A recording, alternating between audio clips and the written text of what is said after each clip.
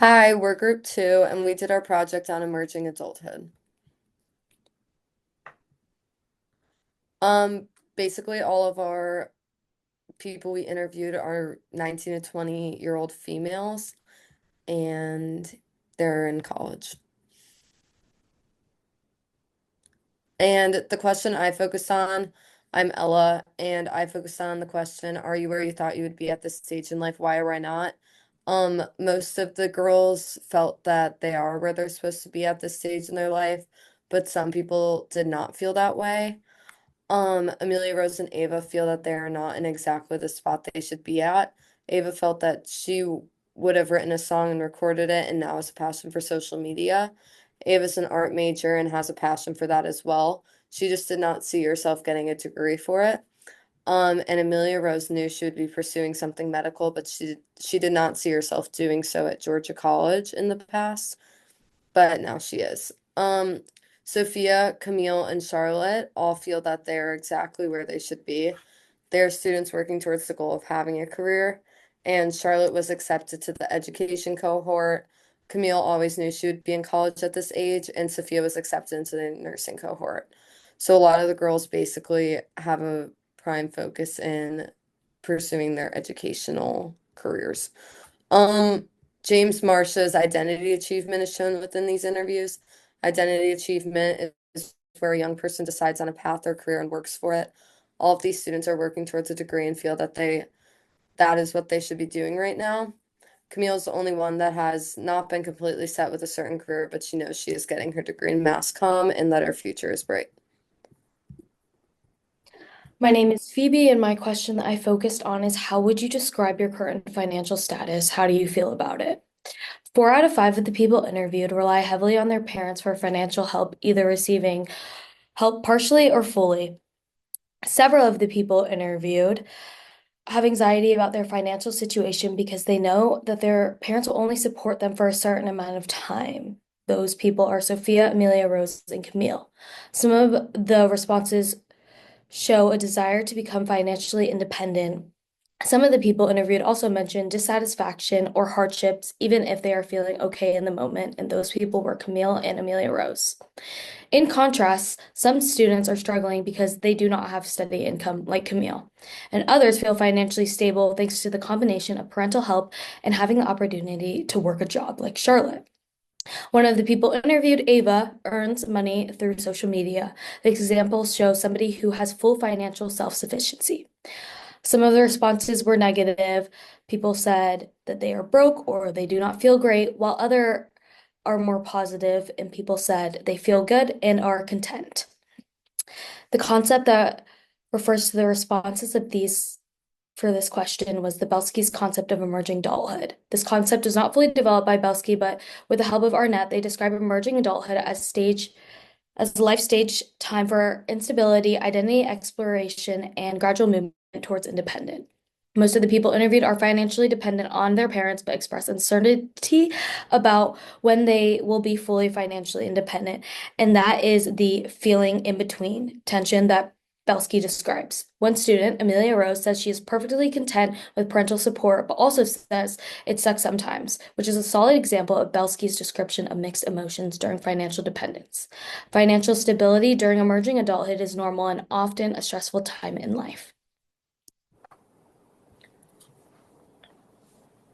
My name's Emma Kay, and I focused on the question, have you ever considered pursuing your education further? Why or why not? There was a lot of variation, or a little bit of variation between majors and thoughts to further education. Half of them said they would like to further their education in order to have a higher salary than their undergrad degree could potentially offer, and to pursue a passion for a job that they had dreamed of. And the other two said that they didn't feel the need to go any further because the jobs that they want after college don't necessarily require a higher degree than undergraduate. This has to do with Csikszentmihalyi's flow. Flow is defined as the feeling of total absorption in a challenging goal-oriented activity. This basically helps us decide what we want to do in our lives, and it depends on being intrinsically motivated.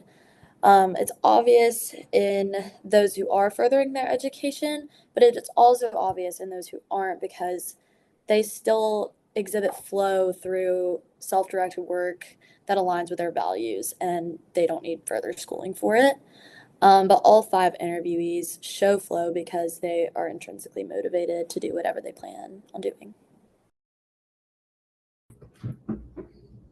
I'm Marissa, and my question was, how would you compare your current close relationships to the close relationships you had 10 years ago?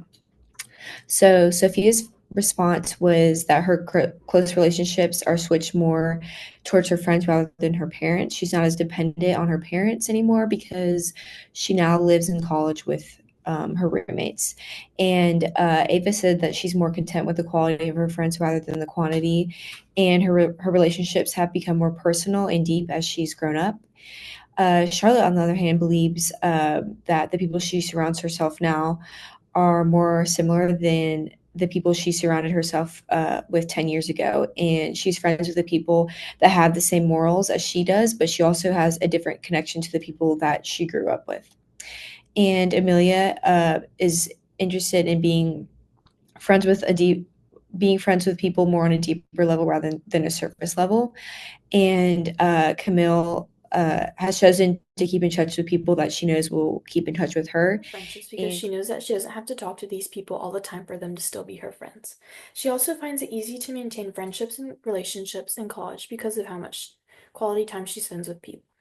Overall, all of the girls that were interviewed have focused on deeper relationships rather than just surface level ones. Quality of friends has increased and much over the quantity of friends. With growing up comes maturity and ties into their personal relationships. In Erik Erikson's theory of identity development, moratorium is when an emerging adult delays making firm decisions, whether that's in career, relationships, or beliefs. Close relationships during moratorium can be crucial for self-discovery. By connecting with others, these girls can figure out more about who they are, what they want in friends, and what values matter to them. Most people feel that their closer relationships have happened more recently, during their time in college. But Charlotte and Camille still have relationships with people from high school compared to the other girls that were interviewed.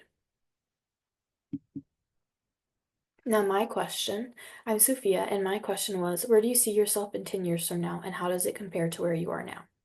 Camille answered, she wants to have a career in something she enjoys and aims to have freedom in many parts of her life. She wants to travel and explore the world as well as having a family. Amelia Rose also aims to finish her career and ultimately become a physician.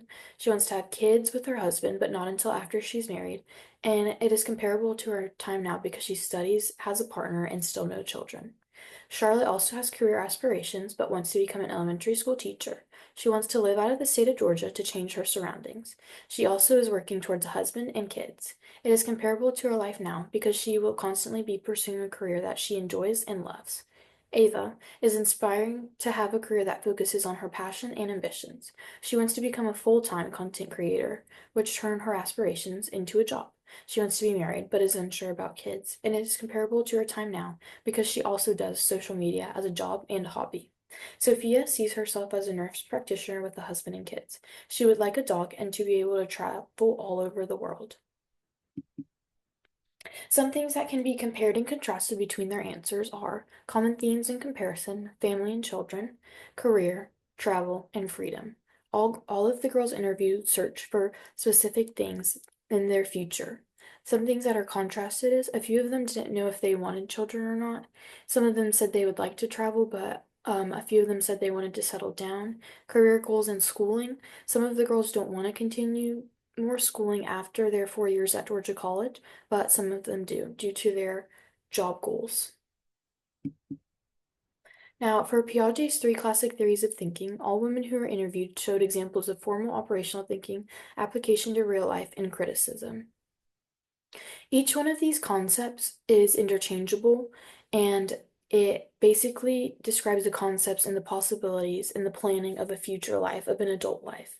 Concepts are desires like kids, which also ties into logical possibilities of family life and career goals. They plan for the future, whether they want to be married, have children, or continue different types of careers or other opportunities, and they behave like adults because they're planning for their future. Some criticisms, thinking about hypothetical events. Where they will be in 10 years is a hypothetical event that they're planning out in their mind. And that is the end of our presentation. Thank you for listening.